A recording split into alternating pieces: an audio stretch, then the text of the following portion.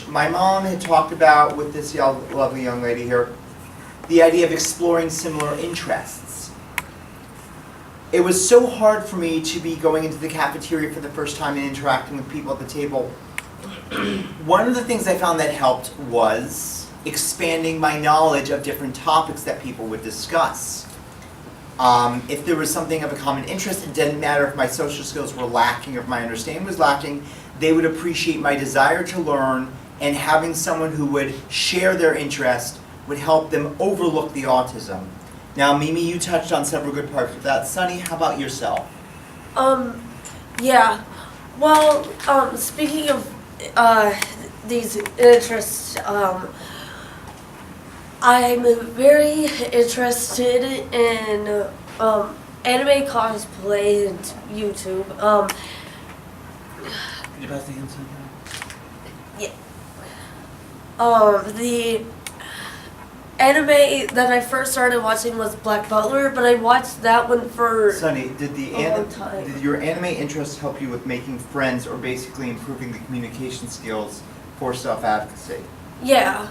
And one anime that Let's not focus on the anime. Focus on how the anime helped you develop the interests.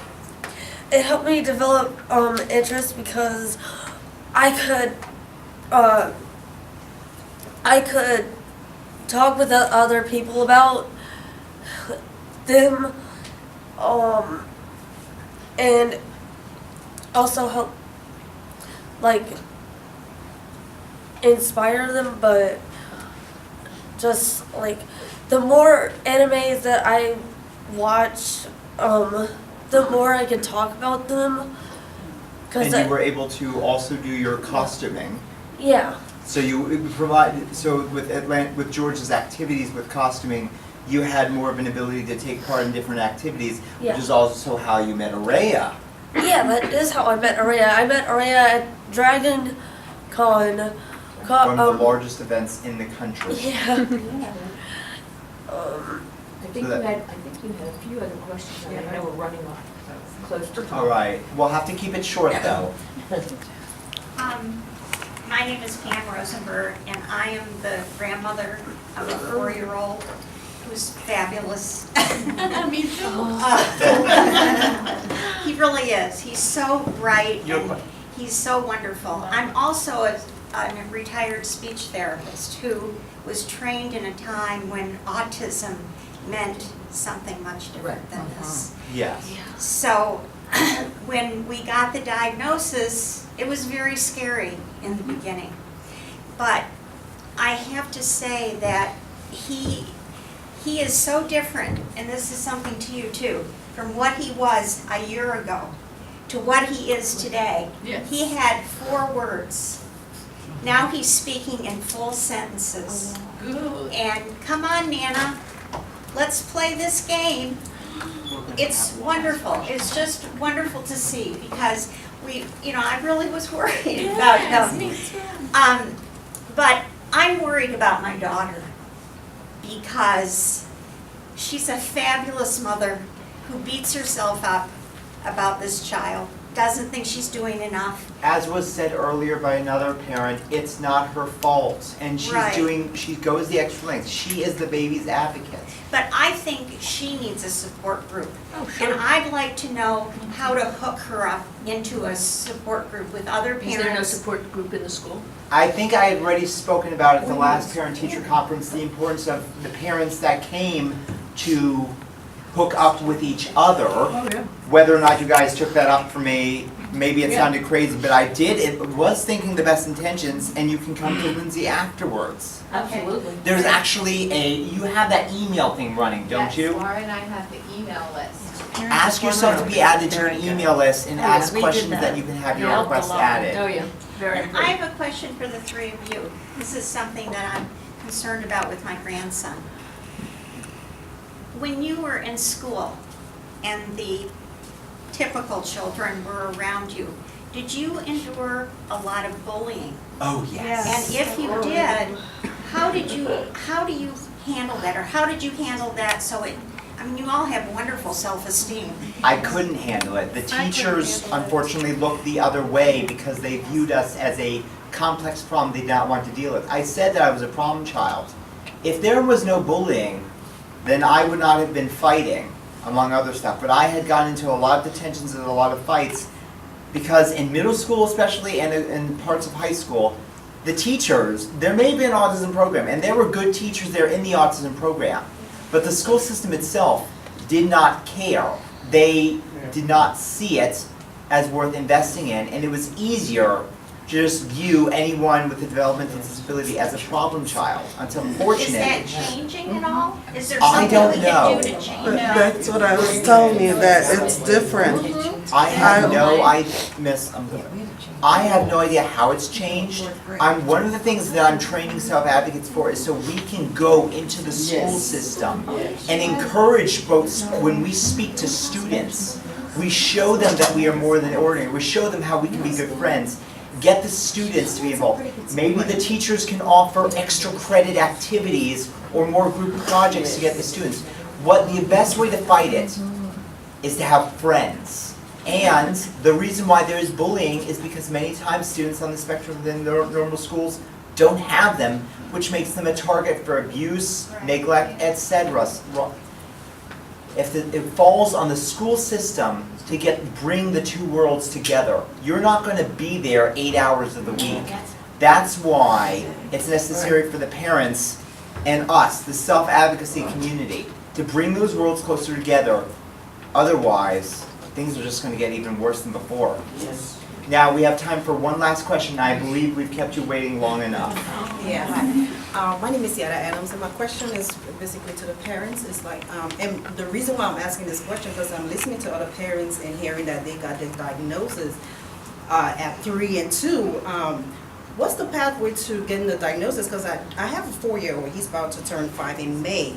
He doesn't have an official diagnosis. He's with the county now with a special ed program. He has an IEP, but I know at the age of maybe 16 months, I kind of knew something was wrong, and his pediatrician had recommended him to baby scan, which he started speech therapy with, and he stayed with them till he turned 3. He was having speech therapy, but nothing really happened, and he was still not communicating. Nothing really didn't really start happening until we turned him over to Gwinnett County. He just started a special education program in October here at the Lawrence School, and I've seen so much difference as far as him, communicating. And I do have a 18-month-old, which of course I don't see the similarity. He's much more. But I just wanted, how do I, get an early diagnosis? Because I really wish we had done that earlier.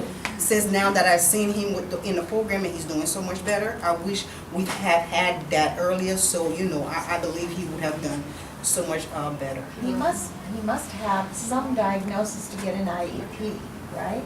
No, he It's really not a didn't. diagnosis, it's an eligibility. Yeah, so your school may have a list of psychologists who do Yeah. testing, We're gonna have to or talk a about guy, this right, balance. there are a One more developmental last batch. pediatrician, there are a host of different professionals to whom you would take. I will tell you one thing, my experience, Karen and Rakesh, I don't know about yours.